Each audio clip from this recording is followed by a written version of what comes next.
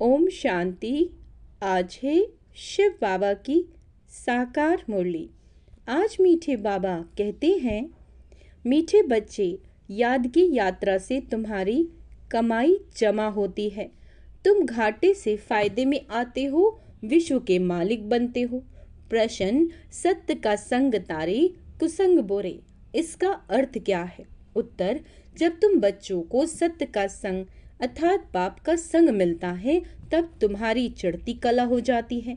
रावण का संग कुसंग है ना? उसके संग से तुम नीचे गिरते हो, अर्थात रावण तुम्हें डुबोता है, बाप पार ले जाता है। बाप की भी कमाल है, जो सेकंड में ऐसा संग देते हैं जिससे तुम्हारी गति सदगति हो जाती है। इसीलिए उसे जादूगर भी कहा जाता है। ओम शांति। बच्चे याद में बैठे थे, इसको कहा जाता है याद की यात्रा। बाप कहते हैं, योग अक्षर काम में ना लाओ, बाप को याद करो, वह है आत्माओं का बाप, परम पिता, पतित पावन। उस पतित पावन को ही याद करना है। बाप कहते हैं, देह के सब संबंध छोड़ एक बाप को याद करो। कहते हैं ना, आप मुए मर गई दुनिया। देह सहित देह के जो भी संबंध आदि देखने में आते हैं, उनको याद नहीं करो, एक बाप को ही याद करो, तो तुम्हारे पाप जल जाएंगे। तुम जन्म जन्मांतर की पाप आत्माएं होना। यह है ही पाप आत्माओं की दुनिया। सतयुग है पुण्य आत्माओं की दुनिया। अब पाप सब कटकर पुण्य कैसे जमा हो? बाप की याद से ही जमा होंगे। आत्मा में मन बुद्धि है ना, तो आत्मा को बुद्धि से याद करना है। बाप कहते हैं, तुम्हारे जो भी मित्र संबंधी हैं, उनको भूल जाओ, वह सब एक दो को दुख ही देते हैं। एक पाप करते हैं जो काम कटारी चलाते हैं, दूसरा पाप फिर क्या करते हैं? जो बाप सर्व का सदगति दाता है, बच्चों को बेहद का सुख देते हैं, अर्थात स्वर्ग का मालिक बनाते हैं, उसे सर्वव्यापी कह देते हैं। यह पाठशाला है, तुम आए हो यह पढ़ने। यह लक्ष्मी नारायण है, तुम्हारी एम ऑब्जेक्ट, और कोई ऐसे कह ना सके। तुम जानते हो, अभी हमको पवित्र दुनिया का मालिक बनना है। हम ही विश्व के मालिक थे। पूरे 5000 वर्ष हुए। देवी देवता विश्व के मालिक है ना? कितना उच्च पद है। जरूर यह बाप ही बनाएंगे। बाप को ही परमात्मा कहते हैं। उनका असुल नाम है शिव। फिर बहुत नाम रख दिए, जैसे मुंबई में बबुलनाथ का मंदिर है, अर्थात कांटों के जंगल को फूलों का बगीचा बनाने वाला। नहीं तो उनका असली नाम एक ही शिव है। उनमें प्रवेश करते हैं तो भी नाम शिव ही है। तुमको इन ब्रह्मा को याद नहीं करना, ये तो देहधारी है। तुमको याद करना है विदेही को, यानी शिव बाबा को। तुम्हारी आत्मा पतित बनी है, उसको पावन बनाना है। कहते भी हैं, महान आत्मा पाप आत्मा, महान परमात्मा नहीं कहते। अपने को परमात्मा व ईश्वर को भी कोई कह न सके। कहते भी हैं, महात्मा पवित्र आत्मा। सन्यासी सन्यास करते हैं, इसीलिए पवित्र आत्मा है। बाप ने समझाया है, वह भी सभी पुनर्जन्म लेते हैं। देहधारियों को पुनर्जन्म जरूर लेना पड़ता है। विकार से जन्म ले, फिर जब बड़े बालिक बन जाते हैं तो सन्यास कर लेते हैं। देवताएं तो ऐसे नहीं करते, वह तो एवर पवित्र हैं। बाप फिर तुमको असुरी से दैवी बनाते हैं। दैवी गुण धारण करने से दैवी संप्रदाय बनेंगे। दैवी संप्रदाय रहते हैं सतयुग में, असुरी संप्रदाय रहते हैं कलयुग में। अभी है संगम युग। अब तुमको बाप मिला है, कहते हैं अब तुमको फिर दैवी संप्रदाय बनना है जरूर। तुम यहाँ आए ही हो दैवी संप्रदाय बनाने। दैवी संप्रदाय वालों को अतः सुख है। इस दुनिया को कहा जाता है हिंसक, देवताएं हैं अहिंसक।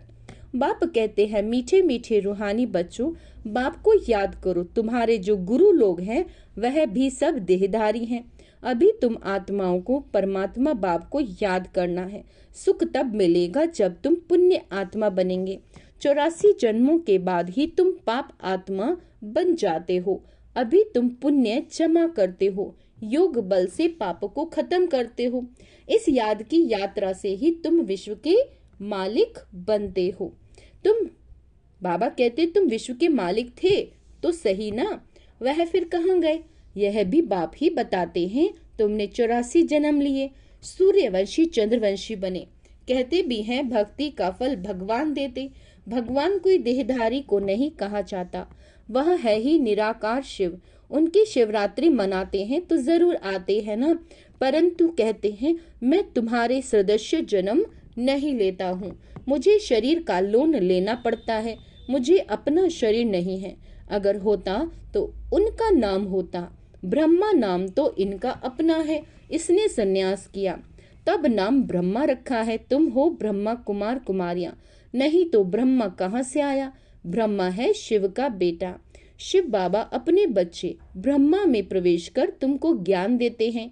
ब्रह्मा विष्णु शंकर भी इनके बच्चे हैं।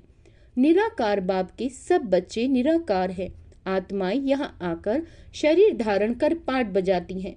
बाप कहते हैं मैं आता ही हूँ पतितों को पावन बनाने, मैं इस शरीर का लोन लेता हूँ।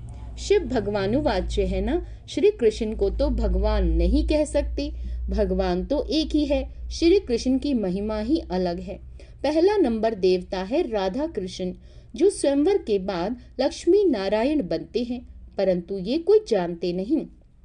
बाबा कहते राधा कृष्ण का भी किसी को पता नहीं, वे फिर कहाँ चले जाते हैं। राधा कृष्ण ही स्वयंवर के बाद लक्ष्मी नारायण बनते हैं। दोनों अलग अलग महाराजाओं के बच्चे हैं। वहाँ अपवित्रता का नाम नहीं, क्योंकि 5 विकार रूपी रावण ही नहीं है ही राम राज्य। अब बाप आत्माओं को कहते हैं कि मुझे याद करो तो तुम्हारे पाप कट जाएंगे। तुम सतो प्रधान थे, अब तमो प्रधान बने हो। घाटा पड़ा है फिर जमा करना है। भगवान को व्यापारी भी कहा जाता है, कोई विरला उनसे व्यापार करे। जादूगर भी उनको कहते हैं। कमाल करते हैं जो सारी दुनिया की सदगति करते हैं, सबको मुक्ति जीवन मुक्ति देते हैं। जादू का खेल है ना, मनुष्य मनुष्य को दे नहीं सकते। तुम 63 जन्म भक्ति करते आओ, इस भक्ति से कोई ने सदगति को पाया है? बताओ, कोई है जो उसको सदगति दे? तो हो नहीं सकता, कोई नहीं दे सकता। एक भी वापस जा ही नहीं सकता। बेहद का बाप ही आकर सबको वापस ले जाते हैं। कलयुग में अनेक राजाएं हैं, वहां तुम थोड़े राज्य करते हो, बाकी सब आत्माएं मुक्ति में चली जाती हैं। तुम जाते हो जीवन मुक्ति में वाया मुक्ति धाम। यह चक्र फिरता रहता है। अभी तुम आत्माओं को दर्शन हुआ इस सृष्टि चक्र का, रचयिता और रचना के आदि मध्य अंत का। तुम हो इस ज्ञान से नर से नारायण बनते हो। देवताओं की राजधानी स्थापन हो गई, फिर तुमको ज्ञान की दरकार नहीं रहेगी। भक्तों को भगवान ने फल दिया, आधा कल्प सुख का, फिर रावण राज्य में दुख शुरू होता है। आहिस्ते आहिस्ते सीढ़ी उतरती है। तुम सतयुग में हो तो भी एक दिन जो बीता सीढ़ी उतरनी होती है। तुम 16 कला संपूर्ण बनते हो, फिर सीढ़ी उतरते ही रहते हैं। सेकंड बाय सेकंड टिक टिक होती है, उतरते ही जाते हैं। समय बीतते बीतते इस जगह आकर पहुंचे हो, वहां भी तो ऐसे ही घड़ियां बीतती जाएंगी। हम सीढ़ी उतरते चढ़ते हैं एकदम फट से, फिर सीढ़ी उतरनी है जू मिसल। चढ़ते एकदम से है, उतरना है जू मिसल। बाप कहते मैं सर्व की सदगति करने वाला हूँ। मनुष्य मनुष्यों की सदगति कर न सके, क्योंकि वह विकार से पैदा होते हैं, पतित हैं। वास्तव में श्री कृष्ण को ही सच्चा महात्मा कह सकते हैं। यह महात्मा लोग तो फिर भी विकार से जन्म लेते हैं, फिर संन्यास करते हैं। वह तो है देवता। देवताएं तो सदैव पवित्र हैं, उनमें कोई विकार होता नहीं। उनको कहा ही जाता है निर्विकारी दुनिया, इनको कहा जाता है विकारी दुनिया। No purity. चलन कितनी खराब है। देवताओं की चलन तो बड़ी अच्छी होती है, सब उनको नमस्ते करते हैं। करेक्टर उन्हों के अच्छे हैं, तब तो अपवित्र मनुष्य उन पवित्र देवताओं के आगे माथा टेकते हैं। अभी तो लड़ना झगड़ना क्या क्या लगा पड़ा है, बड़ा हंगामा है। अभी तो रहने की भी जगह नहीं चाहते हैं। मनुष्य कम हो, परंतु यह तो बाप का ही काम है। सतयुग में बहुत थोड़े मनुष्य होंगे, इतने सब शरीरों की होलिका हो जाएगी। बाकी सब आत्माएं चली जाती हैं अपने स्वीट होम। सजाएं तो नंबर वार भोगते हैं। देखो बाबा ने क्या कहा है, सजाएं तो नंबरवार भोगते हैं जरूर, जो पूरा पुरुषार्थ कर विजय माला का दाना बनते हैं वह सजाओं से छूट जाते हैं। माला एक की तो नहीं होती, जिसने उन्हों को ऐसा बनाया वह है फूल, फिर है मेरू। पवित्र मार्ग है ना तो जोड़ी की माला, सिंगल की माला नहीं होती, सन्यासियों की माला होती नहीं। वह है निवृत्ति मार्ग वाले, वह प्रवृत्ति मार्ग वालों को ज्ञान दे ना सके। पवित्र बनने के लिए उनका है हद का संन्यास, वह है हठ योगी, यह है राजयोगी। राजाई प्राप्त करने के लिए बाप तुमको यह राजयोग सिखलाते हैं। बाप हर 5000 वर्ष के बाद आते हैं। आधा कल्प तुम राजाई करते हो सुख में, फिर आधा कल्प रावण राज्य में आहिस्ते आहिस्ते तुम दुखी हो जाते हो। इसको कहा जाता है दुख सुख दुख का खेल। तुम पांडवों को जीत पहनाते हैं, अब तुम हो पांडे। क्या हो? पंडे। घर जाने की यात्रा कराते हो। वह यात्राएं तो मनुष्य जन्म जन्मांतर करते आए हैं, अब तुम्हारी यात्रा है घर जाने की। बाप आकर सबको मुक्ति जीवन मुक्ति का रास्ता बताते हैं। तुम जीवन मुक्ति में, बाकी सब मुक्ति में चले जाएंगे। हाहाकार के बाद फिर जय जयकार हो जाएगी। अभी है कलयुग का अंत, आफतें तो बहुत आनी है, आफतें तो बहुत आने की हैं। फिर उस समय तुम याद की यात्रा में रह नहीं सकोगे, क्योंकि हंगामा बहुत हो जाएगा। इसलिए बाप कहते अब याद की यात्रा को बढ़ाते जाओ तो पाप भस्म हो जाएंगे और फिर जमा भी करोगे। सतो प्रधान तो बनो। बाप कहते हैं मैं हर कल्प के पुरुषोत्तम संगम युग पर आता हूँ। ये तो बहुत छोटा सा ब्राह्मणों का युग है। ब्राह्मणों की निशानी चोटी होती है। ब्राह्मण देवताएं, क्षत्रिय वैश्य शूद्र, यह चक्र फिरता ही रहता है। ब्राह्मणों का बहुत छोटा कुल होता है। इस छोटे से युग में बाप आकर तुमको पढ़ाते हैं। तुम बच्चे भी हो तो स्टूडेंट भी हो, फॉलोअर्स भी हो, एक के ही हैं। ऐसा कोई मनुष्य होता नहीं जो बाप भी हो, शिक्षा देने वाला टीचर भी हो, सृष्टि के आदि मध्य अंत का ज्ञान देता हो, फिर साथ में भी ले जाएंगे। ऐसा कोई मनुष्य हो न सके। यह बातें अभी तुम समझते हो। सतयुग में भी पहले पहले बहुत छोटा झाड़ होगा, बाकी सब शांति धाम में आत्माएं चली जाएंगी। बाप को कहा जाता है सर्व का सदगति दाता। बाप को बुलाते हैं हे पतित पावन, बाबा आओ। दूसरी तरफ फिर कहते हैं परमात्मा कुत्ते बिल्ली पत्थर ठिक्कर सब में है। बेहद के बाप का अपकार करते हैं। बाप जो विश्व का मालिक बनाते हैं उनको डिफेम करते हैं। इसे ही कहा जाता है रावण का संग दोष। सत्य का संग तारे कुसंग डुबोए। रावण राज्य शुरू होता है तो तुम गिरने लग पड़ते हो। बाप आकर के तुम्हारी चढ़ती कला करते हैं। बाप आकर मनुष्यों को देवता बनाते हैं तो सर्व का भला हो जाता है। अभी तो यहाँ सब यहाँ है, बाकी जो भी रहे हुए हैं वह आती रहते हैं।